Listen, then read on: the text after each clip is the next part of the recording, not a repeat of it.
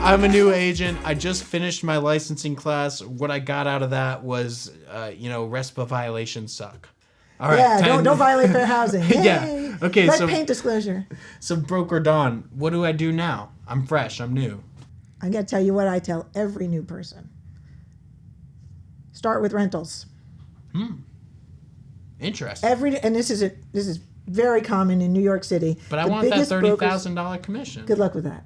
You have absolutely no skill and no way to get that $30,000 commission. So unless you find a really generous broker, and I just could think of a situation like this, but unless you find a really generous person, that's not going to happen. Yeah, that's right? fair. Okay.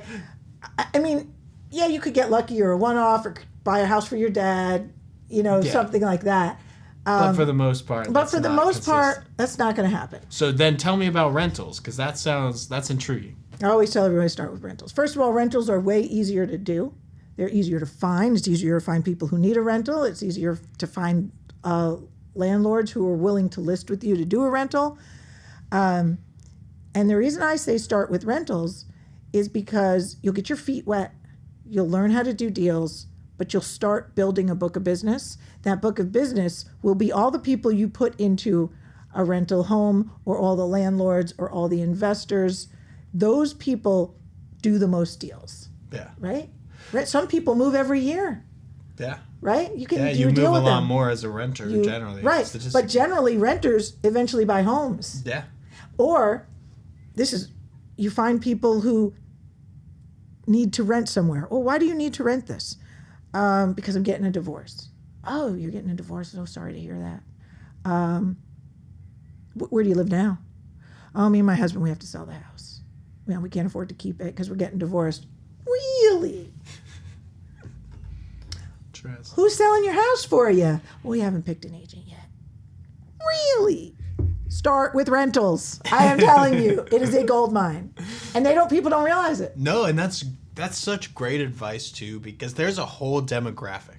There's a whole segment of new licensees that are stuck in this position where they got sold the idea of being a real estate agent from whatever the source, HGTV licensing, all of those players sold the dream.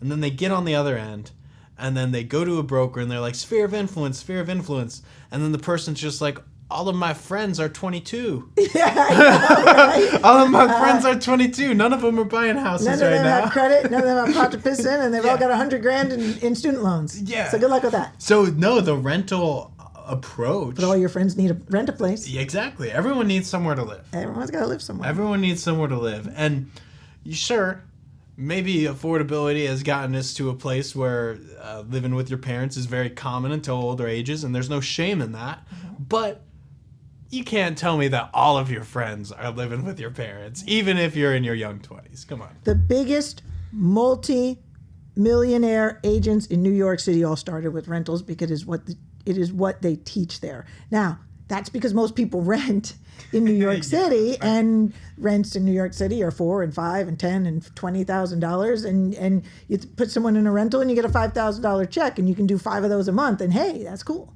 There are rental complexes out here, like we're in South Florida, and they pay a full month's rent. Some of these places to get full. So go around to all of these places and say, are you friendly with agents? Will you pay me if I bring you somebody? Sure. Will you let me advertise for you? Sure. Put those ads on Facebook and buy some ads, make some TikTok videos and start drawing people in. Get people into those rental complexes, collect your check so you can actually, pay your own rent. I'll tell you, this happens a lot with rentals. And people who discard rentals or discount them, they're crazy. Because you get this call and you say, hi, I'm looking for a rental. And I saw your ad and, we want to move in a month. We're moving from, out of town or whatever. And you say, oh, okay, great. So, what's your budget? Start asking you, well, we were looking to buy, but we didn't find anything we wanted and we really have to move. Really?